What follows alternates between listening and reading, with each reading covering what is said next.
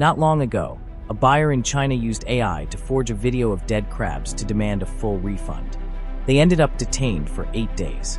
In Suzhou, Jiangsu, a crab vendor reported that a client claimed 6 of 8 crabs died, which felt suspicious. The vendor realized a photo sent by the shopper appeared to be generated by AI. The crab's claws weren't in their normal position, and the count of male versus female crabs in the clip didn't match the sale. When the vendor couldn't get the shopper to confess the scam, they called the police.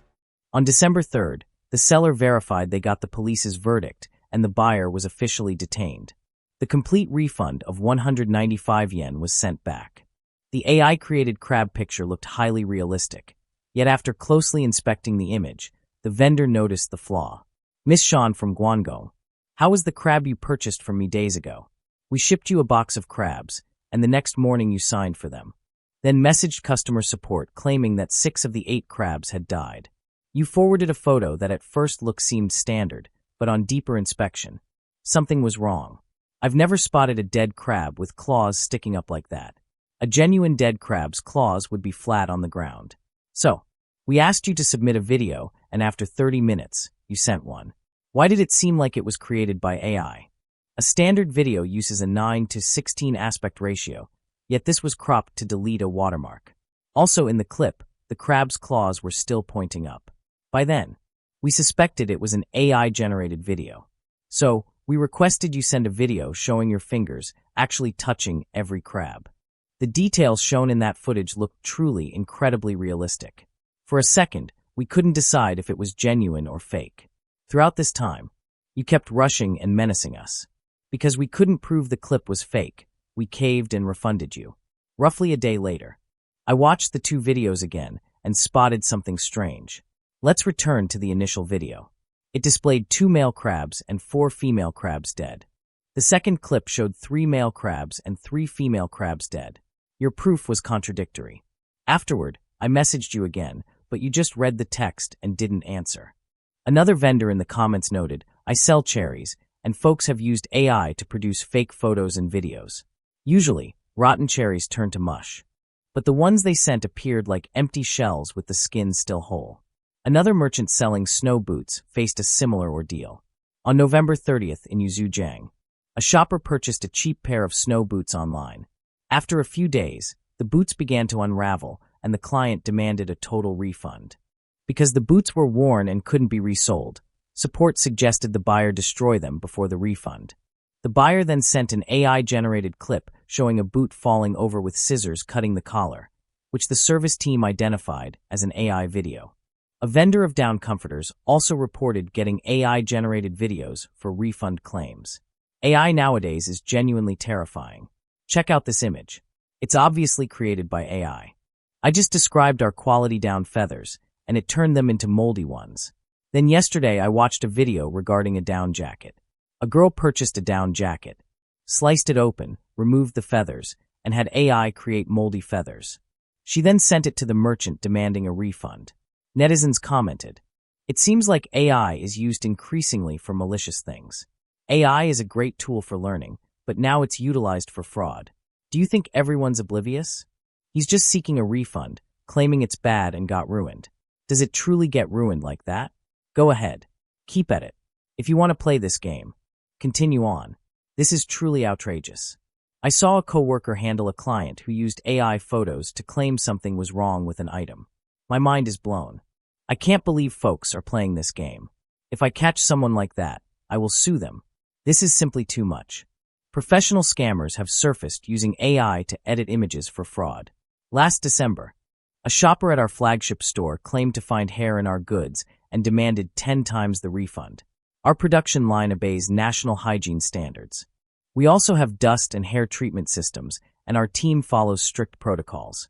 So we immediately tracked the full production process for that batch and found no issues. But to offer good service and after-sales support, we agreed to compensate the buyer.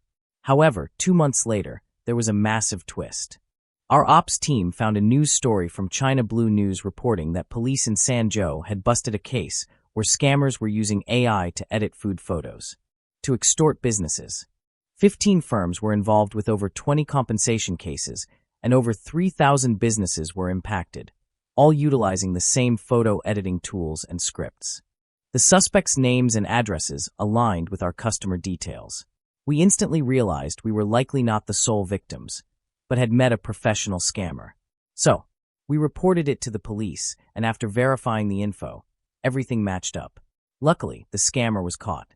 But sadly, a luggage vendor had their second appeal denied by the platform and continued to petition at the police station. My luggage was refunded via fake AI photos, and the buyer succeeded in getting a refund. Yesterday, we failed our first appeal, so I filed a second one. I warned the buyer that if my appeal failed again, I would go straight to the police. The second appeal verdict arrived the next day, and I had improved the evidence, but to my shock, it still failed. I didn't call 110. I just went directly to the police station. It was a really simple case with a full evidence chain, but I wound up staying at the police station for around 3 to 4 hours to give a statement. So, it proves that the cost of defending your rights is very high these days, both in time and human resources. You essentially can't get anything done in one day. In the end, I received a reply within a week, and the case was treated as fraud. This sort of clear-cut case with a solid evidence chain proves that it's not easy for sellers to get swift police action. The cost of defending rights for sellers is high. One netizen remarked, "I'm sure everyone has heard the boy who cried wolf story. Those folks are just draining all the trust for normal customers." Another stated, "We sell cosmetics, and we've faced so many AI photo refunds. It's truly heartbreaking, and the platform just lets it occur with obvious fake pictures getting refunds." Analysts note that with the broad use of generative AI tools, the barriers to making fake images and videos have drastically dropped, leading some to use the tech for improper ends. Others believe that the deep-seated trust issue between sellers and consumers on e-commerce sites has led some individuals to exploit tech for unfair gain. AI fraud has now expanded to other sectors in China. It's not just e-commerce that's impacted. Food delivery services are also getting AI-generated fake photos to request refunds. Food delivery businesses are in trouble now. Someone used fake AI photos to allege food safety issues, and it's extremely hard to tell what's real. Many store owners have fallen victim to this. Just the other day, I had a case where a customer got the meal, then directly claimed a food safety issue and demanded a refund. The delivery system even flagged it as successful. I've posted 2 comparison photos. Take a look and see if you could distinguish which one is real and which is AI generated. Many older mom-and-pop shops lack the ability to judge these things. If you don't look closely, you can't tell at all. With the rising frequency of AI-generated refund fraud, many sellers feel it's not just a problem with buyers falsifying claims. The platform as a mediator between the two sides should also assume corresponding responsibility and duties. Guys, my video was removed by Pinduoduo after they complained saying their customers could never use Duobao AI to generate images and demand a refund. Pinduoduo, since you're complaining and denying it, I'll just provide the evidence to shut you up. A client uploaded a low-quality product photo generated by Duobao AI, and within 3 seconds you directly intervened and helped the customer process it, yet you still deny it. I'll show you the chat logs. The Pinduoduo customer knew the platform's rules very well. They kept stating my product had issues and wanted you to intervene. And you really did intervene, but you didn't check if there was a problem with the item. You just aided the customer without verifying. How are you going to explain that? You didn't even bother to erase the Dabo AI-generated watermark from the picture. What are you going to say? You helped the customer process the refund without any verification. Every day you accuse me of spreading rumors and slander. Then why don't you just sue me?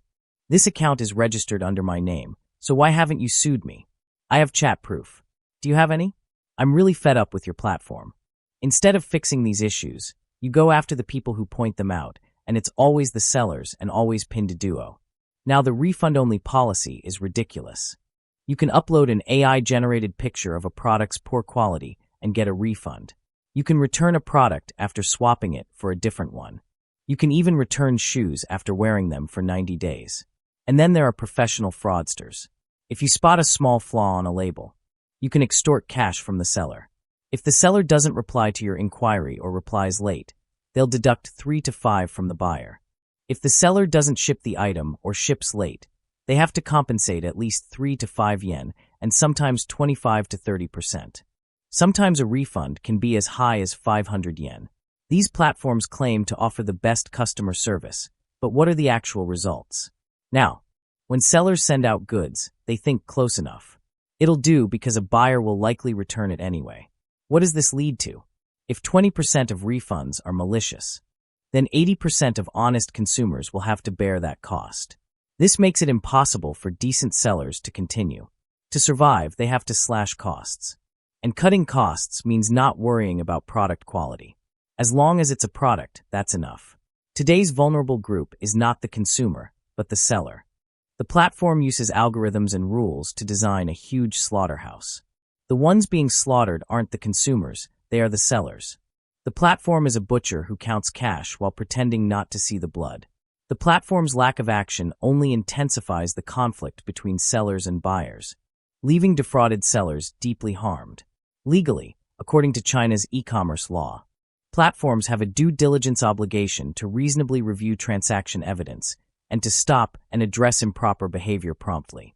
Since AI-generated fake content has entered the e-commerce dispute field, platforms should take on greater technical review duties. The e-commerce law provides legal protection for sellers. But in reality, small businesses don't have the resources to sue and don't dare to take on massive platforms in court. Additionally, the dispute amounts are often low, making it not worth the legal cost. Many sellers also fear being restricted or downgraded by the platform and have no choice but to bear the cost themselves.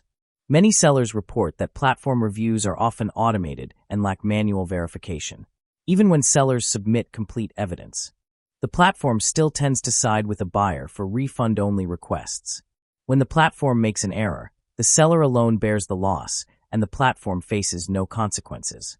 This inaction directly escalates disputes. Defrauded sellers not only receive no protection from the platform, but are forced to give up on their rights after repeated mistakes. Trapped in anger and helplessness. E-commerce platforms, as major Chinese internet giants, enjoy long-term policy privileges, capital support, and market protection in mainland China, creating a huge platform power structure.